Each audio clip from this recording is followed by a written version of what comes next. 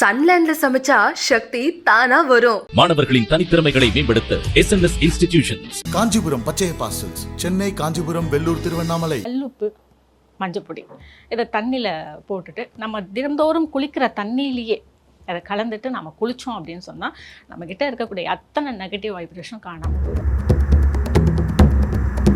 கணவன் மனைவிக்கு சுற்றி போடலாமா, மனைவி கணவருக்கு சுற்றி போடலாமா? கூடவே கூடாது. குழந்தைய விட பெரியவங்களாக இருக்கணும், அவங்க சுற்றி போடணும். எந்த ஒரு குழந்தைக்குமே சரி, அம்மாவோ அப்பாவோ சுற்றி போடக்கூடாது. நம்மளுடைய அடுத்த தலைமுறைகளும் நல்லா இருக்கணும் அப்படின்னா கண்டிப்பாக அமாவாசை வழிபாடு அப்படின்றத பண்ணணும். பித்ரு தோஷமாகவே இது ஒரு சிலருக்கு மாறிடுது. ஏன்னா உங்களுக்கு எது முடியுதோ முடியலையோ அமாவாசை வழிபாடே இல்லை அப்படின்னு நீங்கள் நினச்சிங்கனாலும் கூட அமாவாசை அன்னைக்கு தலைக்கு குளிச்சுட்டு நீங்கள் சாப்பிட்ற சாப்பாடு அதுக்கு முன்னாடி ஒரு கை சோறு காக்காய்க்கு வச்சுடுங்க. அது குலதெய்வ வழிபாடு அப்படிங்கிறது ரொம்ப முக்கியமானது. ஒரு குழந்தை பிறக்குது அப்படின்னு சொன்னால் அந்த குழந்தைய தீட்டெல்லாம் கழித்து தலை குத்தி முதல்ல குலதெய்வத்துக்கு தான் கொண்டு போய் காட்டுவாங்க. குலதெய்வம் வேறு யாருமே கிடையாது. நம்மளோடவே வாழ்ந்து பல தலைமுறைகளாக இருந்து மறைஞ்சு அவங்க வாழ்ந்த அறம் சார்ந்த வாழ்க்கை அவங்க கடவுளாக மாறி நமக்கு நாம் நல்லா இருக்கணும் அப்படின்றதுக்காகவே காத்துக்கிட்டு இருக்காங்க. எலுமிச்சம்பழம் அப்படின்னு பேசினாலே நம்ம சுற்றி போடுறது. இன்றைக்கி பார்த்திங்கன்னா ஃப்ளாட் சிஸ்டத்தில் இருக்கும். அப்படிங்கிறப்ப சூடை ஏற்றக்கூடிய அந்த ஒரு பிரச்சனை இருக்குது. இதெல்லாம் இருக்கிறப்ப இந்த சுற்றி போடுறதுக்கான எக்ஸாக்ட் முறை என்ன? ஏன்னா ஒவ்வொருத்தங்க ஒரு கிராமங்கள்லையும் நம்ம தாய்மார்கள் அடுத்த தலைமுறைக்கு சொன்ன விஷயங்கள், பாட்டிமார்கள் அடுத்த தலைமுறைக்கு சொன்ன விஷயங்களை தான் நம்ம இப்போ இங்கே நகரத்தில் செயல்படுத்திக்கிட்டு இருக்கோம். இரண்டாம் கட்ட அந்த தலைமுறைகள் மாற அதில் சின்ன சின்ன மாற்றங்கள் இருக்குது. சுற்றி போடுறது உங்களுடைய பார்வை? சுற்றி போடுறது அப்படிங்கிறது நம்மளுடைய உடலுக்கும் ஆன்மாவுக்கும் ஒரு அருமையான பூஸ்ட்டு, ரீசார்ஜ் பண்ணுற மாதிரி. அதை வாரம் ஒரு முறை, மாதத்தில் 2 முறை, இல்லை மாதம் ஒரு முறை, அந்த மாதிரி நம்ம பண்ணிக்கலாம். இப்போது இன்னும் சொல்லப்போனால் நம்மளால் தினந்தோறுமே நம்மளால் சுற்றி போட்டுக்க முடியும். ஆனால் அதுக்கு ஒரு வழிமுறை இருக்குது. பழங்காலத்தில் இந்த பெரியவங்க, இந்த பூஜாரிங்கெல்லாம் இருப்பாங்க. ஒரு தனியாக ஒரு ஊர் எல்லையில் ஒரு தூரமாக ஒரு கோவில் இருக்கும். அந்த பூஜாரி இருப்பார், சாமியாடின்னு இருப்பார். அவர்கிட்ட நம்ம போனோம்னா அவர் எலுமிச்சையில் தேங்காயில் இந்த மாதிரி சுற்றி போடுவார். அவருக்கு வயசு வித்தியாசம்லாம் கிடையாது. அவர் சாமியாடி, அவர் பூஜாரி.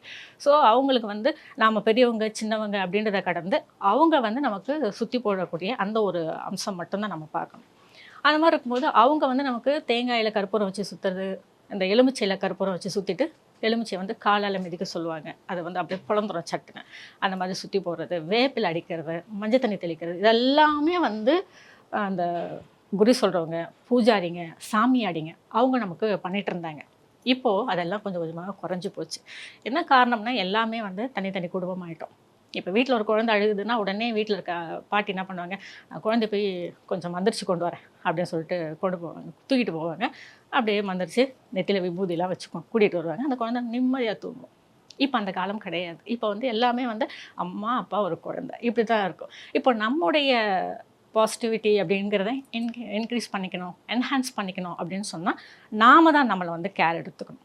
ஏன்னா இப்போ ஃப்ளாட் சிஸ்டம் அப்படின்னும் போது வீட்டுக்கு வெளியவும் கற்பூரம் எடுத்து கொட்ட முடியாது, ஏற்றிட்டு எல்லோரும் என்ன இங்கே என்ன கற்பூரம் கொட்டுறீங்க அப்படின்வாங்க. நம்ம யாருக்கும் பதில் சொல்ல முடியாது. ஸோ எல்லாமே பயந்து போய் கிடக்குறாங்க. அப்போ நம்ம என்ன பண்ணலாம், இந்த வீட்லேயே நாம் கல்லுப்பு, மஞ்சப்பொடி இதை தண்ணியில் போட்டுட்டு நம்ம தினந்தோறும் குளிக்கிற தண்ணியிலேயே அதை கலந்துட்டு நம்ம குளித்தோம் அப்படின்னு சொன்னால் நம்மக்கிட்ட இருக்கக்கூடிய அத்தனை நெகட்டிவ் வைப்ரேஷன் காணாமல் போயிடும். இது நிறைய பேர் நினைப்பாங்க, கல்லுப்பு போடுறோமே இது நமக்கு தலைமுடி கொட்டிடும். அதெல்லாம் ஒன்றுமே இல்லை. சும்மா ஒரு 4 உப்பு அது போட்டாலும் அது திருஷ்டி அப்படிங்கிறது விலகிடும்.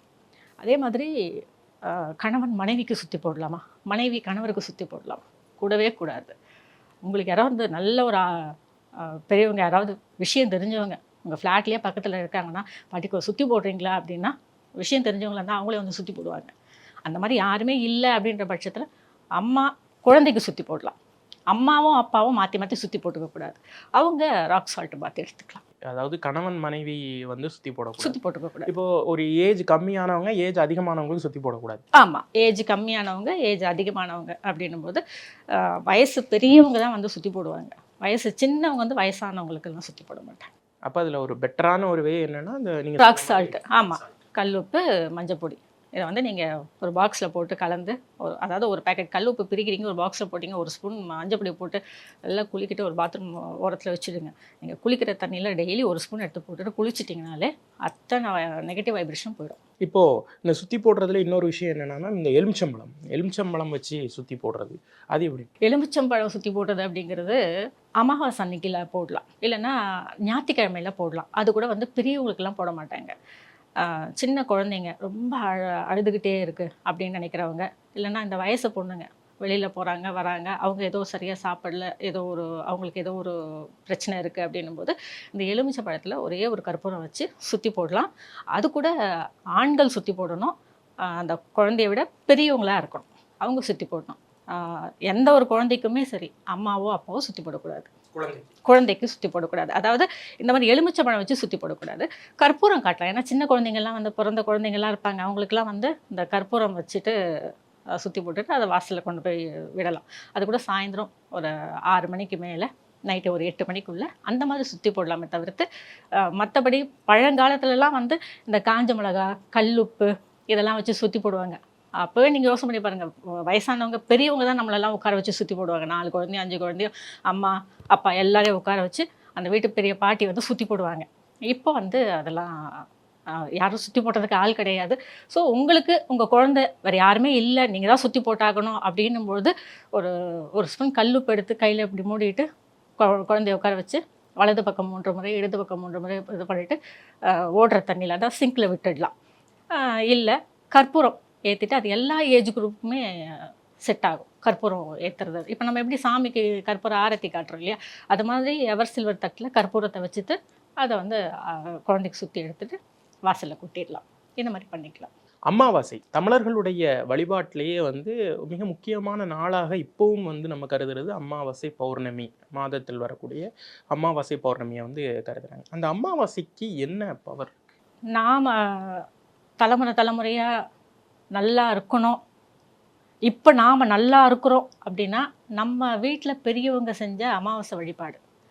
இப்போ நாம் இந்த அவசர உலகத்தில் காலையில் விளக்கேற்றுறது பெரிய விஷயமா இருக்குது. அதனால் என்ன பண்ணுறோம், ரொம்ப விசேஷமான இந்த பூஜைகள், இந்த வரலட்சுமி நோன்பு இந்த மாதிரியான பூஜைகள்லாம் வந்து இப்போ நம்ம செய்கிற அந்த காலகட்டத்தில் ரொம்ப அவசியம், இது செய்யணும் கண்டிப்பாக அப்படின்னு சொல்லக்கூடிய இந்த அமாவாசை வழிபாடு அப்படிங்கிறது பல பேர் நம்ம அதுக்கு முக்கியத்துவம் கொடுக்கறதில்ல, அதை விட்டுடுறோம். ஆனால் நம்ம குடும்பம், நம்மளுடைய அடுத்தடுத்த தலைமுறைகள், நம்ம குழந்தைக்கு குழந்தை அதுக்கு குழந்தை, இப்படி 7 தலைமுறைகள் வரைக்கும் சௌக்கியமாக இருக்கணும் அப்படின்னு சொன்னால் நம்மளுடைய முன்னோர்களை நாம் திருப்திப்படுத்தணும். முன்னோர்களை திருப்திப்படுத்துறது அப்படிங்கிறது இந்த அமாவாசை வழிபாட்டு மூலமாக தான் பண்ணுவோம். அமாவாசை அப்படிங்கிறது இப்போது நமக்கு வந்து மாமனார் மாமியார் இருக்காங்க, எனக்கு வந்து மாமனார் மாமியார் இருக்காங்க அப்படின்னு சொன்னால் அவங்க கும்பிடுவாங்க. அது வந்து நான் பண்ணணும் அப்படின்னு கிடையாது. ஆனால் எனக்கு மாமனார் மாமியார் இல்லை அப்படின்னு சொல்லும்போது என்னுடைய கணவர் காலையில் தலைக்கு குளிச்சுட்டு காக்காய்க்கு ஒரு கை சோறு வைக்கிறது, அதற்கு பிறகு நான் அந்த சமையல்லாம் பண்ணிவிட்டு அமாவாசை வழிபாட்டுக்கான அந்த சமையல் பண்ணிவிட்டு அவங்களுடைய குடும்ப வழக்கப்படி இலைகள் போட்டு அந்த உணவு அப்படிங்கிறத வச்சு இறந்தவர்களுக்கு நாம் முன்னோர் வழிபாடு அப்படிங்கிறத அவசியம் பண்ணணும். முன்னோர் வழிபாடு எந்த அளவுக்கு முக்கியம் அப்படின்னு சொன்னால், அவங்களுடைய அந்த ஜீன் தான் நாமெல்லாம் வந்துக்கிட்டு இருக்கோம். எத்தனையோ தலைமுறைகளுக்கு முன்னாடி இறந்தவர்கள் அந்த ஜீன் தான் நாமெல்லாம் வந்துக்கிட்டு இருக்கோம். நம்மளுடைய அடுத்த தலைமுறைகளும் நல்லா இருக்கணும் அப்படின்னா கண்டிப்பாக அமாவாசை வழிபாடு அப்படின்றத பண்ணணும். பித்ரு தோஷமாகவே இது வந்து ஒரு சிலருக்கு மாறிடுது. ஏன்னா பல தலைமுறையாக அமாவாசை கும்பிட்றதே கிடையாது, எனக்கு அமாவாசை கும்பிட தெரியாது, நான் அமாவாசை கும்பிட்றது கிடையாது, இல்லைன்னா நாங்கள் வெளிநாட்டில் இருக்கோம், இங்கெல்லாம் அதெல்லாம் பண்ணுறது கிடையாது. இப்படி நாம் செய்யக்கூடிய தவறுகள் என்ன பண்ணுறோம், அமாவாசை வழிபாடு அப்படின்றதே இல்லாமல் போயிடுது. அதனுடைய பிரச்சனை என்னவாகுதுன்னா, நம்மளுடைய தலைமுறைகளுக்கு வந்து வேலை இல்லை, சொந்த வீடு இல்லை, கல்யாணம் ஆகலை, குழந்தை இல்லை, இப்படியான பிரச்சனைகள். நீங்கள் ஜாதகத்தை கொண்டு போய் காமிச்சிங்கன்னா பித்ரு தோஷம் இருக்குது, முன்னோர் தோஷம் இருக்குது அப்படின்னு சொல்லுவாங்க. அதுக்கு நீங்கள் இத்தனை பேருக்கு சாப்பாடு வாங்கி கொடுங்க அப்படின்னு சொல்லுவாங்க. நம்ம வீட்டில் இறந்தவங்களுக்கு நாம் ஒரு கை சோறு வச்சு நம்ம முறையாக வழிபாடு பண்ணியிருந்தோம்னா, இன்றைக்கி நீங்கள் ஒரு 10 பேருக்கு சாப்பாடு போடுங்க அப்படின்னு முன்னோர்கள் தோஷம் வந்துருச்சு அப்படின்னு சொல்லக்கூடிய இந்த ஒரு விஷயத்தை நம்ம கேட்க வேண்டிய சூழ்நிலையே வராது.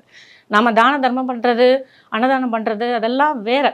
ஆனாலும் நீங்கள் வீட்டில் இறந்தவங்களுக்கு ஒரு கை சோறு கூட வைக்காமல் நீங்கள் வெளியில் வந்து 100 பேருக்கு அன்னதானம் பண்ணி என்ன பிரயோஜனம்? இல்லையா? அப்போ அமாவாசை வழிபாடு அப்படிங்கிறது ரொம்ப அவசியம். முக்கியமாக என்னென்னா, இந்த அமாவாசை வழிபாடு நம்ம பங்காளிகள் இவங்க எல்லாமே அதில் இருக்காங்க. அன்னைக்கு ஒரு குடும்ப தலைவி அப்படின்போது தலைஸ்நானம் பண்ணிவிட்டு தினந்தோறுமே நான் எல்லாருக்குமே சொல்கிறது, தினக்கும் தலைக்கு குளிங்க அப்படின்னு தான் சொல்லுவேன். ஏன்னா நமக்கு தெரியாமல் நம்மளுடைய பங்காளிகள் ஒவ்வொருத்தரும் ஏதோ ஒரு மூலையில் எங்கேயோ இறந்துக்கிட்டு தான் இருப்பாங்க.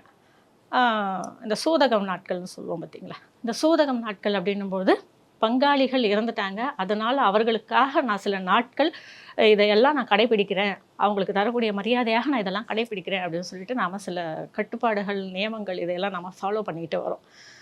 அந்த அளவுக்கு நம்மளால் முடியலைனாலும் எங்கேயோ ஏதோ ஒரு பங்காளி இறந்துருக்கலாம், அவங்களுக்காக நான் இன்றைக்கி தலைக்கு குளிக்கிறேன்.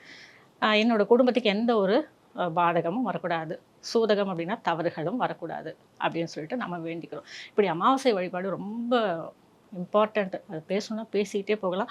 ஆனால் உங்களுக்கு எது முடியுதோ முடியலையோ அமாவாசை வழிபாடே இல்லை அப்படின்னு நீங்கள் நினச்சிங்கனாலும் கூட அமாவாசை அன்னைக்கு தலைக்கு குளிச்சுட்டு நீங்கள் சாப்பிட்ற சாப்பாடு அதுக்கு முன்னாடி ஒரு கை சோறு காக்காய்க்கு வச்சுடுங்க, அது போதும். எந்த தெய்வத்தை வழிபடுறோமோ இல்லையோ குலதெய்வத்தை வழிபட மறக்கக்கூடாது அப்படிம்பாங்க. குலதெய்வ வழிபாடு எந்த அளவுக்கு முக்கியமானது? குலதெய்வ வழிபாடு எல்லா வழிபாட்டுக்கும் முதன்மையான ஒரு வழிபாடு. நீங்கள் ஒவ்வொரு முறை உங்களுடைய குலதெய்வம் ஆலயத்துக்கு போய் நீங்கள் நிற்கிறீங்க அப்படின்னு சொன்னால் அங்கே வந்து உங்கள் கடவுள் மட்டும் நீங்கள் பார்க்கல.